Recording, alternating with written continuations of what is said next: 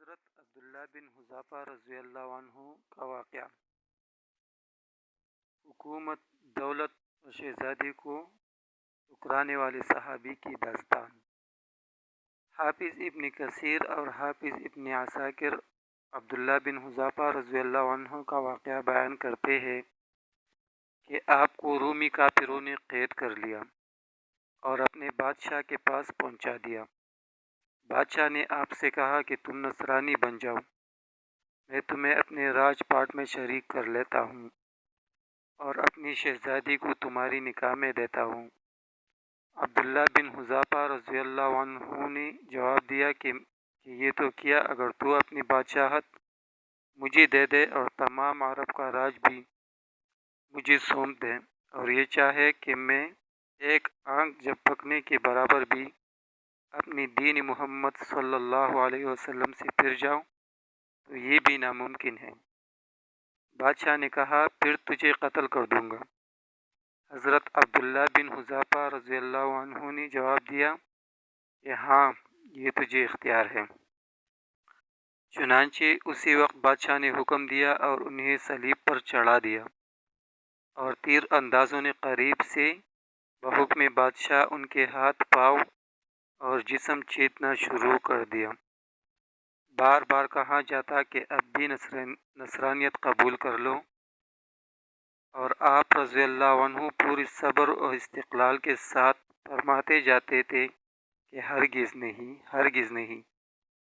آخر بادشاہ نے حکم دیا کہ اسے سولی سے اتار لو اور پیتل کی بنی ہوئی دیگ خوب تپا کر آگ بنا کر لاؤ۔ چنانچہ وہ پیش ہوئی۔ بادشاہ نے ایک اور مسلمان قیدی کے بارے میں حکم دیا کہ اسے اس میں ڈال دو۔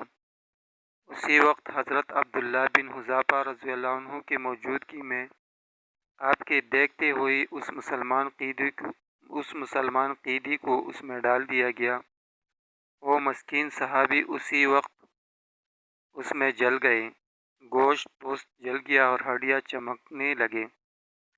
پھر بادشاہ نے حضرت عبداللہ بن حذافہ رضی اللہ عنہ سے کہا کہ دیکھو اب بھی وقت ہے، بات مان لو اور ہمارا مذہب قبول کر لو، ورنہ اسی آگ کی دیگ میں اسی طرح تمہیں بھی ڈال کر جلا دیا جائے گا۔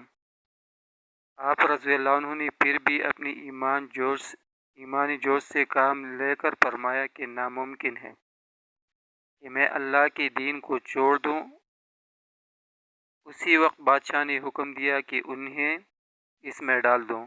جب یہ اس آگ کے دیگ میں ڈالنے کے لیے اٹھائے گئے تو بادشاہ نے دیکھا کہ ان کی آنکھوں میں سے آنسو نکل رہی ہے۔ اسی وقت اس نے حکم دیا کہ رک جائیں اور انہیں اپنے پاس بلا لیا، اس لیے کہ اب اسے امید بند گئی تھی کہ شاید اس عذاب کو دیکھ کر اس کے خیالات بدل گئے ہوں، میری بات مان لے گا اور میرے مذہب کو قبول کر کے میری دامادی میں آ کر میری سلطنت کا ساجی بن جائے گا۔ لیکن بادشاہ کی یہ تمنا بے سود نکلی۔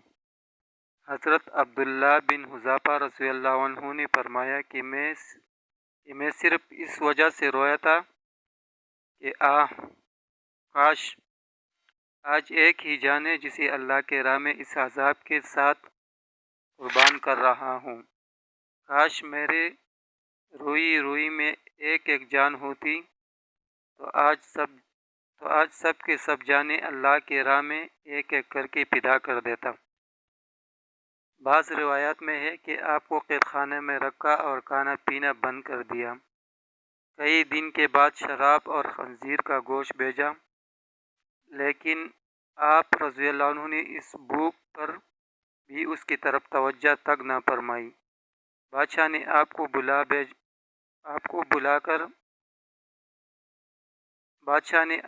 بلوایا اور اسے نہ کھانے کا سبب دریافت کیا۔